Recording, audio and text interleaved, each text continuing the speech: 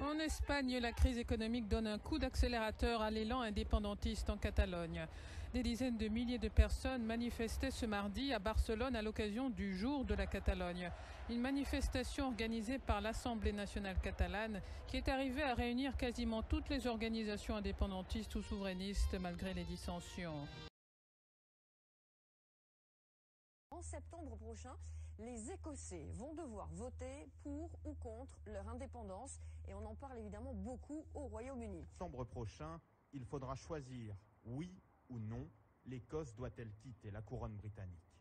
Mais la route vers une Écosse séparée du Royaume-Uni n'est pas toute tracée, car Londres d'abord ne partage pas du tout cette aspiration et menace directement le portefeuille des Écossais. Si l'Écosse quitte le Royaume-Uni, elle devra aussi quitter la livre sterling.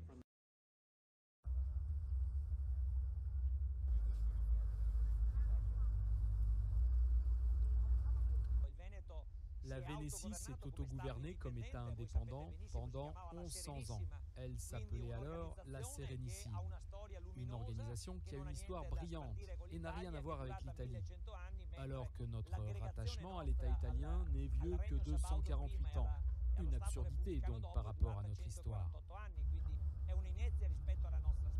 Nous nous disons que l'Italie se dépêche de sortir de la Vénétie. Ce n'est pas à nous de sortir de l'Italie, c'est l'Italie qui doit quitter notre territoire, qui doit laisser notre peuple libre de décider.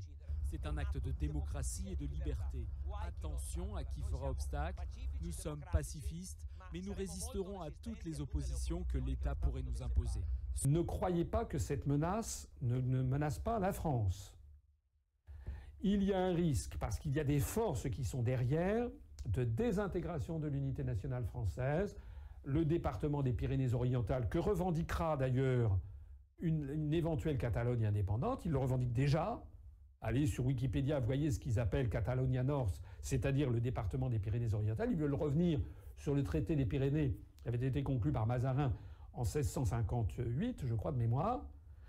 Pareil pour la Corse, pareil pour le Pays Basque, pareil pour la Bretagne, pareil pour l'Alsace, etc. C'est le démembrement de la République.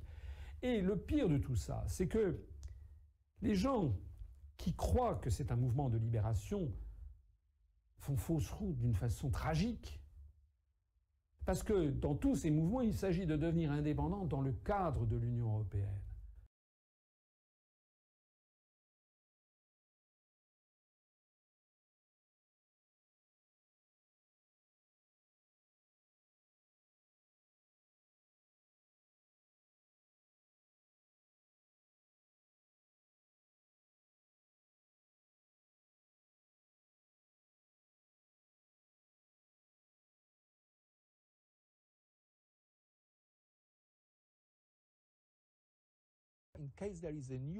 Dans le cas où il y a un nouveau pays, un nouvel État, celui-ci devra poser sa candidature. C'est très important.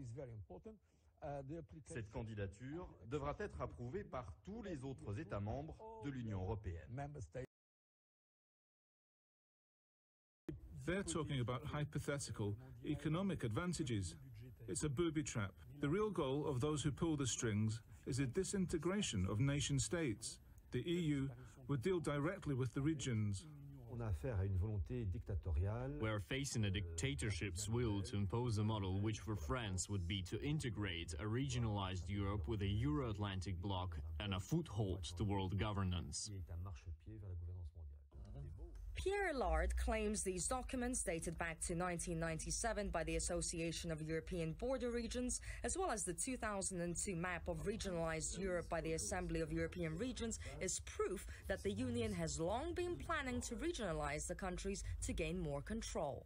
We will be part of something that does not even have a name for now. And now there's a growing number of French politicians who are also speaking out against this regional shakeup, saying it's putting the country's identity at risk and opening the door to something which could not only reshape France, but make it disappear.